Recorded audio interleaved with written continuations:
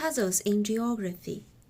People may wonder why different words are used to describe these four countries: England, Wales, Scotland, and Northern Ireland. You can clarify this question if you study British history. First, there was England. Wales was linked to it in the 13th century. Now, when people refer to England, you find Wales included as well. Next, England and Wales were joined to Scotland in the 17th century, and the name was changed to Great Britain. Happily, this was accomplished without conflict when King James of Scotland became King of England and Wales as well. Finally, the English government tried in the early 20th century to form the United Kingdom by getting Ireland connected in the same peaceful way. However, the southern part of Ireland was unwilling and broke away to form its own government. So, only Northern Ireland joined with England, Wales, and Scotland to become the United Kingdom, and this was shown to the world in a new flag called the Union Jack. To their credit, the four countries do work together in some areas. For example, the currency and international relations, but they still have very different institutions. For example, Northern Ireland, England, and Scotland have different educational and legal systems, as well as different football teams for competitions like the World Cup. England is the largest of the four countries, and for convenience, it is divided roughly into 3 zones.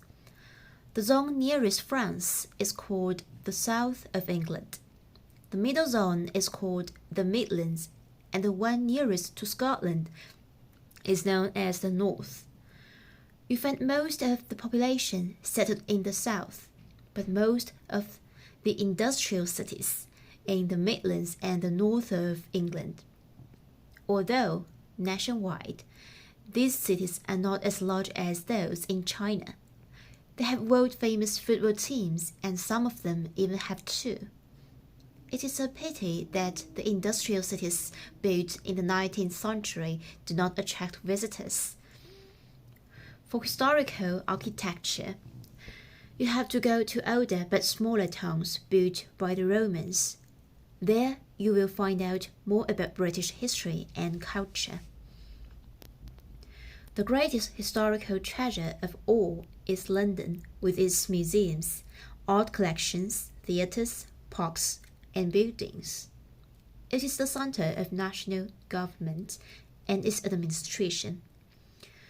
It has the oldest port built by the Romans in the 1st century AD, the oldest building begun by the Saxons in the 1060s, and the oldest castle constructed by later Norman rulers in 1066.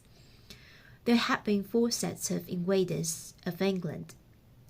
The first invaders, the Romans, left their tongues and roads. The second, the Anglo-Saxons, left their language and their government. The third, the Vikings, influenced the vocabulary and place names of the north of England.